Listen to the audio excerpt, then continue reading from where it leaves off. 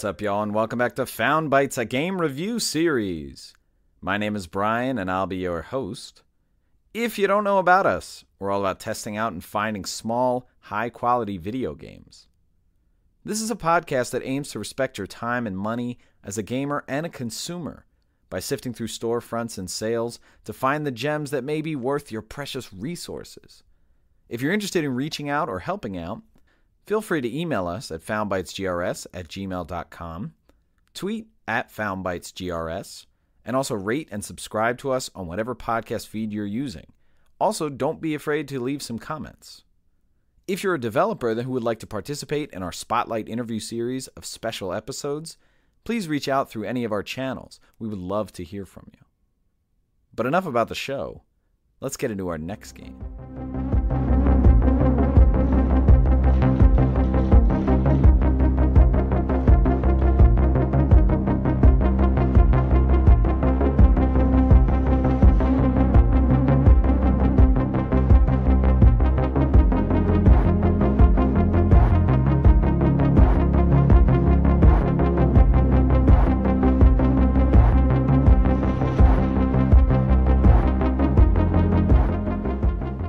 Katana Zero is the game for this week's episode. Katana Zero is a neo-noir 2D action platformer. Some comparable games, so I'm not going to say that this is a clone, but this is pretty well modeled after Hotline Miami. So if you've played Hotline Miami or Hotline Miami 2, you're going to know what you're in for. So it's a little bit of Hotline Miami meets almost like a John Wick. Not too literally, but there are a lot of similarities. The game was initially released in April of 2019 on PC, Mac, and Switch. In October of 2020, it came out on Xbox One. And in December of 2021, it came out on the Amazon Luna. It has not been announced for PlayStation yet. However, there was an ESRB rating for this game on PlayStation. It seems to be fairly eminent. The game was developed by ASCIIsoft, which is a small developer. It's just one guy. His name is Justin Stander. Before this, he made a couple small freeware games, but nothing, I think, released of this sort of stature or size. The game was published by Devolver Digital, and they have published many indie titles that you would recognize, including, you guessed it, Hotline Miami. The game was announced by Limited Run as having a physical release, and this was announced in November of 2020, but since then there's been no update. And I was reading a lot on Reddit and whatnot, and it seems like they're waiting for the DLC to come to kind of package that together in a physical copy. I also feel like they're waiting for the DLC to launch sort of like the definitive PlayStation port. I'm supposing a little bit, but it seems like, again, given that it's already been rated by the ESRB on PlayStation, it seems like this game is going to come out on PlayStation, and I think it would make sense to wait for the DLC for both the limited run and for the PlayStation release, so stay tuned for that. The game also had a vinyl OST release from Fangamer in 2020, and I actually just bought one of these, so they're still selling them. The game was originally released with an MSRP of $14.99, and the game was on Xbox Game Pass, but it left a short while ago, so it is available for purchase, once again, on Xbox. And the vinyl release was released at a price of $39.99, and again, I still think that is available on Fangamer's website, so check that out. Runtime of the game, somewhere between 4 and 5 hours if you're running straight through. If you're trying to do everything in the game, or I think there's actually multiple endings if you're going the long route and trying to take your time and just sort of do everything. It could be anywhere between 6 and 10 hours. I bought this game on Switch for $8.99, and I recently beat it, and I think I put in a little over 4.5 hours. In terms of recommendations, no one recommended this game to me. I just saw it on sale. I loved the art style for it. And just watching the gameplay reminded me a lot of Hotline Miami, which are some dope games. So I dove right in.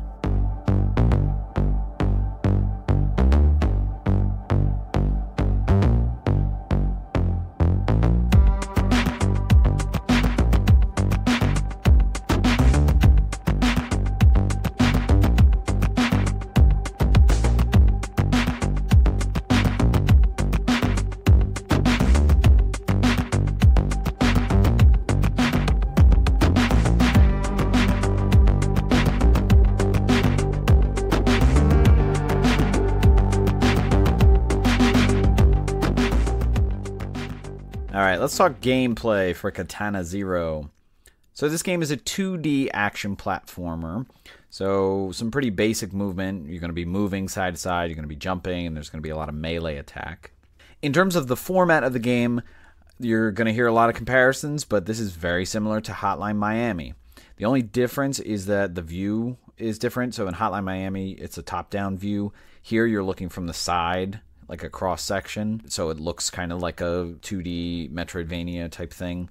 And so the way that you progress through this game is you're going to have these sort of short combat levels that you have to go through. Sometimes it'll be one and then something else. Sometimes it'll be like 3 in a row. But each time you finish a level, you move on to like another screen, and then that'll be like your starting point. And in between things like that, you'll have sometimes these story-based walking levels. And it's the same visual format, but except you're not like running and doing combat. You're just walking slowly side to side, and maybe you're interacting with things. And then sometimes you'll have cutscenes or flashbacks. But overall, this is pretty linear.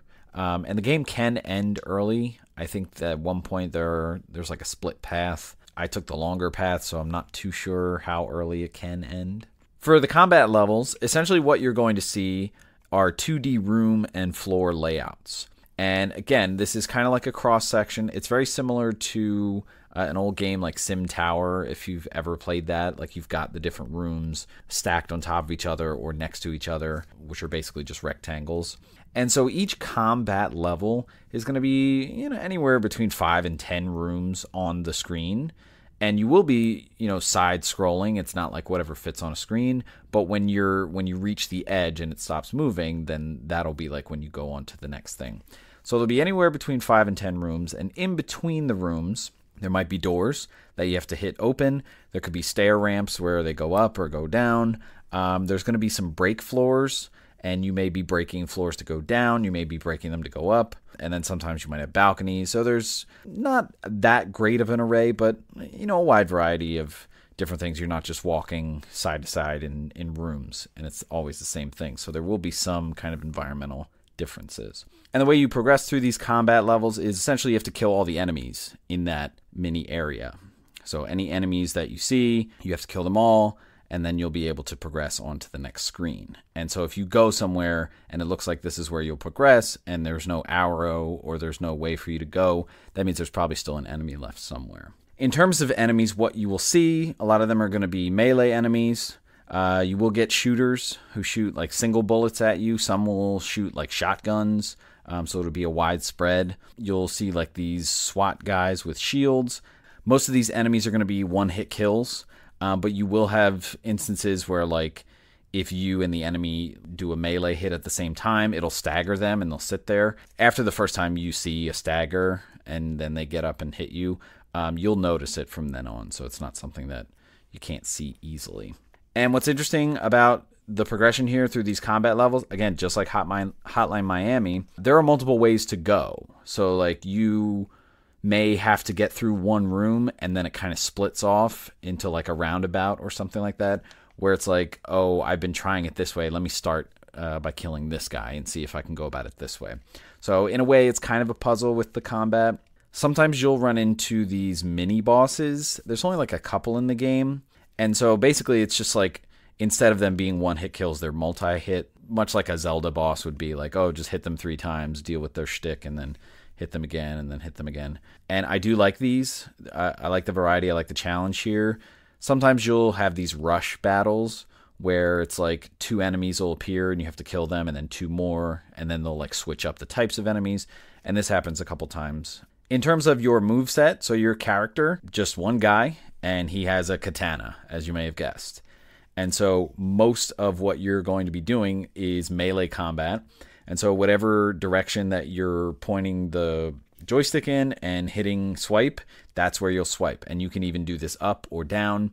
In lieu of a jump, you can do these in midair. If you hit an enemy, what's going to happen is it'll like slow down for a second as like a slow kill.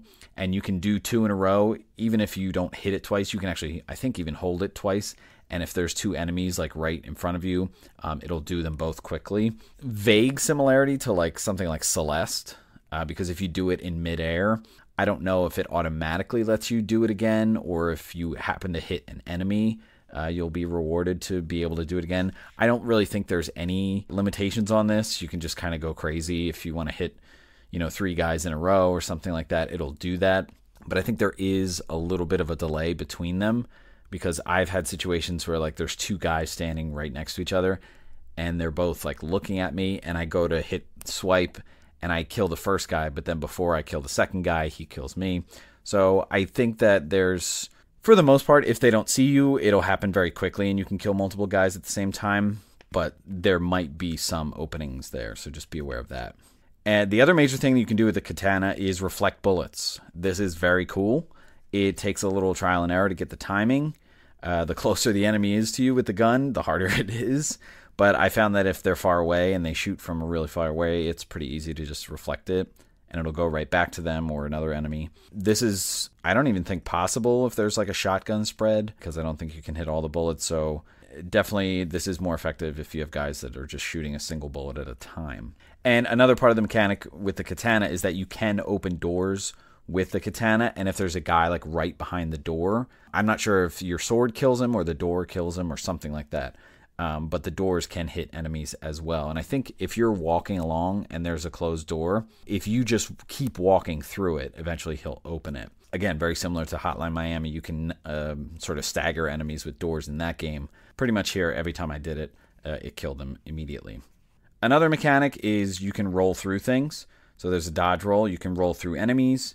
This is very important for the enemies that are the SWAT guys with the shields, because if the shield is facing you and you try to hit them, it'll actually push you back, and then the guy will just like whip out a gun and shoot you and kill you. So you can roll through them and then quickly just kill them from the other side. You can roll through bullets as well. You can also roll through hazards, and we'll talk about some of the hazards. And the other mechanic is that you can slow time, and this is basically like bullet time. And so you can slow time. There's like a meter at the top that'll gradually recharge. And so the longer you hold it, the more it takes off. And then if it's done, you won't be able to do it till it recharges for a little bit. But you can slow time and also roll through at the same time. And you can kind of use all of this. You can use none of this. You can just try to use the katana. However you want to get through the level, it's really up to you. You'll also find items in the game that essentially you just pick up and throw. And I think you don't even need to hit pick up. You can actually just... For some of them, if you walk across them, you'll pick them up. But these are good because it's essentially just, a long-range option to kill an enemy.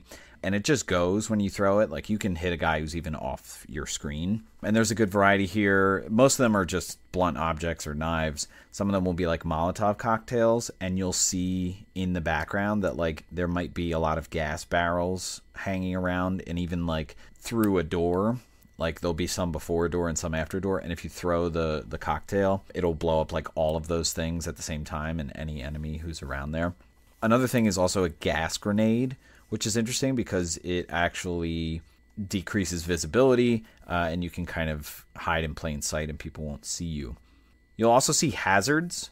You'll see lasers that you basically have to dodge through. Sometimes they're stoic. Sometimes they're actually moving, which is interesting. There's also like these slam traps, like from like Super Mario. These things that just like pound on the floor. And any of these hazards, for the most part, the levels will have a switch somewhere where you can actually switch them off and then switch them back on if there's an enemy there, because these things will kill enemies too, which is nice. So you can use that to your advantage. And you'll also see these stealth sections sometimes that you're going to be in levels.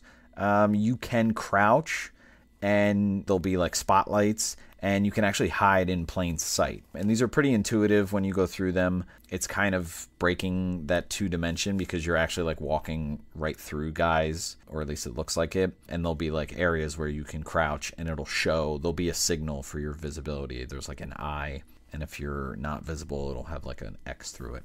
And then your walking levels. So all of that is essentially your combat levels. The stealth sections are kind of more like your walking levels, though. So the rest of the walking levels, these are essentially when you're getting exposition about the story. They're paced in between the combat levels. Again, it's not like every other, which is fine because you really want to be doing more combat than anything. But what's a little annoying about it is, like I said, you're walking slowly. And it's a very slow pace. You're like, oh, come on, just get to the other side of the room. It's not that far. Like, you're not walking like city blocks or anything like that. But in a moment, it can be a little tedious. And for this, primarily, you're going to be interacting with people. You might be interacting with objects. And again, you're going to get exposition through your interactions and through dialogue. Now, the dialogue is interesting because as you're listening to somebody talk, you're going to see dialogue options pop up, kind of like a multiple choice for how to respond. And there's a meter that runs above your options. And if you let the meter just keep running, it'll select whatever option your cursor is on. But what's interesting is sometimes before you even read what the person is saying, there'll be an option in red, like just one option. And the meter's running to like a first point, and it's going to quickly get there. But if you select this, you can actually interrupt the dialogue, and it'll have consequences for your interaction with that person. But it's really interesting because it can convey like how you're feeling. If you're really pissed off, if like you want your character to be angry or not listen or whatever. I think this is a cool mechanic. It kind of has a downfall in that you're missing a lot of the exposition if you just kind of cut through the dialogue. But if you're playing this game and you don't really care about the story, it's certainly a way to get through faster. But it does have, like I said, consequences. And I do think it's interesting to try it at least a couple times just to get a sense of what it does to the story, because I think it is an interesting thing. In terms of accessibility, your saving is going to be autosave.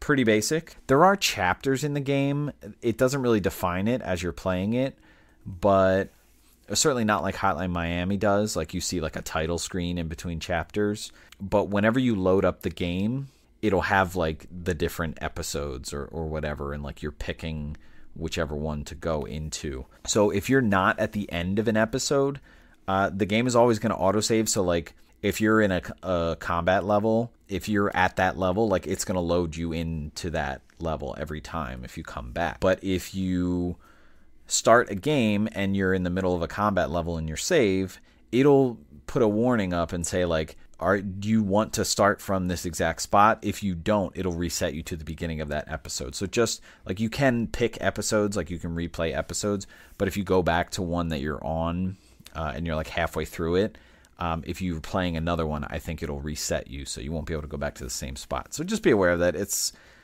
a pretty self-explanatory mechanic. I don't think it's really a big deal. And the other thing is the dying and the reset mechanic. Again, this is right out of Hotline Miami, and it does the same thing that makes Hotline Miami so great, which is that you're going to die so quickly, even comically quickly. But what makes it so good is how quickly it resets you back. Like you're missing nothing. And so if you tried something the wrong way, you'll know immediately. You might even, run into an enemy because you're like, I did this level the wrong way. I want to redo it. And so you're going to just be banging back and forth, and you're going to die a lot in this game. This game is tough, just like Hotline Miami. But if you're somebody that likes that sort of challenge there, you'll be right at home with this, I feel.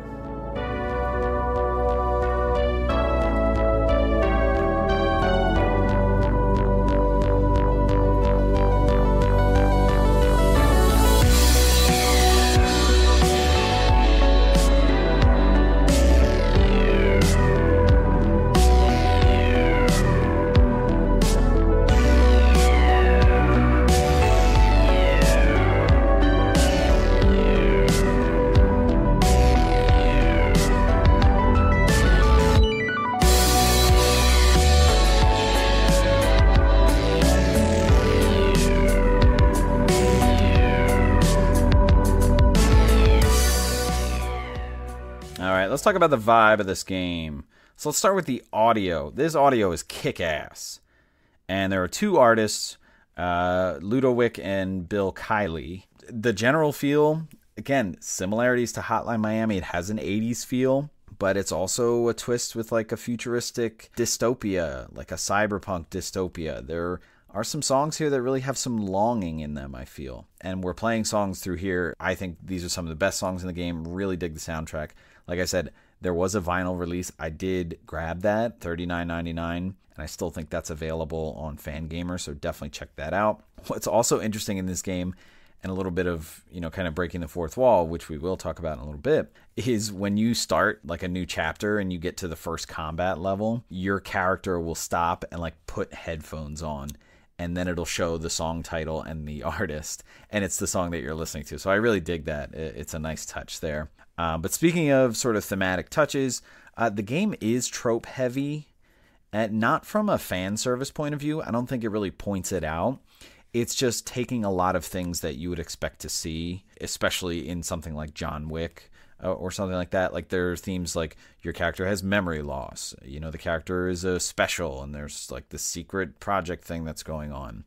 And he is like this lone man who's taking down like a whole thing, a whole ring or whatever. And there are multiple times where you're like, well, who's really behind it? Who's really running the show? Who's the real puppet master? But not like in your face, like annoying about it. And even not like joking about it. I think the game is just like, this is what it is. Like you can take it seriously if you want. And there is some breaking the fourth wall. Again, not from a fan servicey standpoint. It's not like tongue in cheek or anything like that. There is explanation for the gameplay, and I always like when this is incorporated into a game. I think it's really cool. It just makes things make sense. Obviously, you know you're playing a game, and like you know you're going to die, or you know like you're just killing people or whatever.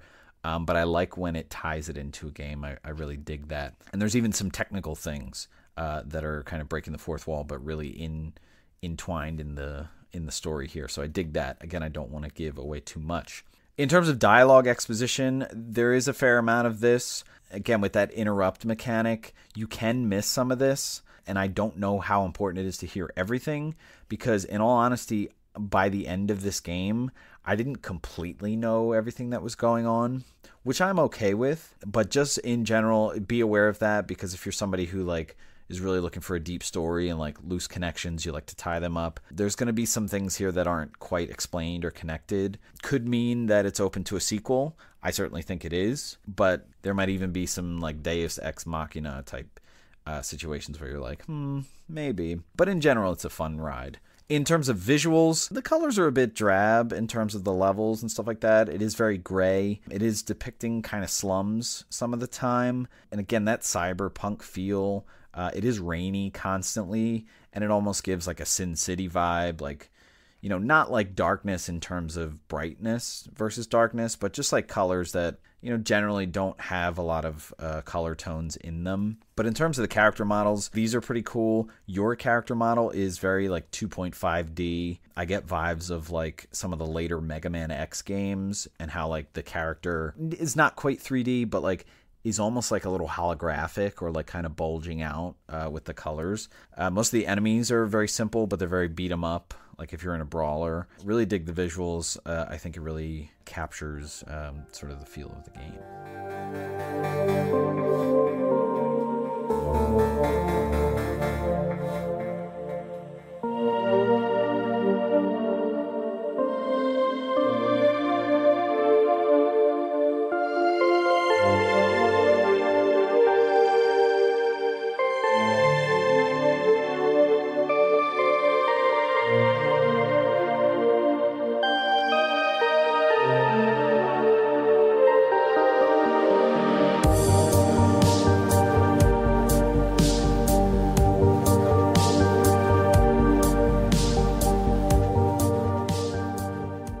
Let's wrap up the conversation about Katana Zero. All you Hotline Miami lovers, you're going to love this game. It's exactly what you want in terms of gameplay. Similarly satisfying, that reset cycle, like quickly resetting, the challenge of some levels, like you might bang your head on some levels for a little bit, but if you beat Hotline Miami 1 or 2 or both, you'll get through this game. In terms of like the story, I feel like it's more overt in this game. Like you are this main character, things are happening to you. And while Hotline Miami did have tons of story, I felt like it was easier to detach myself from that. Here, it's just like front and center, but I'm not saying that it's less confusing. I could certainly tell like something was going on in Hotline Miami. And if I really wanted to sink my teeth into it, I could have made a lot of connections. I just kind of didn't. Here, I feel like there are some connections and some not, but it's very easy to detach the gameplay from the story. But I don't think it's as easy to detach the gameplay from the story. I feel like it's just at the forefront. I really enjoyed the combat. I like the bullet deflection. I feel like that's a really good mechanic there. It's very satisfying. I also like some of these mini bosses and like those rush bosses. I'm glad the linearity of the story didn't linger too much. Like this is a short game, I maybe wanted some answers in terms of the story, which is fine. I don't mind a game doing that, but I didn't always know what exactly the question I was even asking. In terms of music, love it. Great, engaging. I feel overall this game is a tight, manageable, and entertaining experience.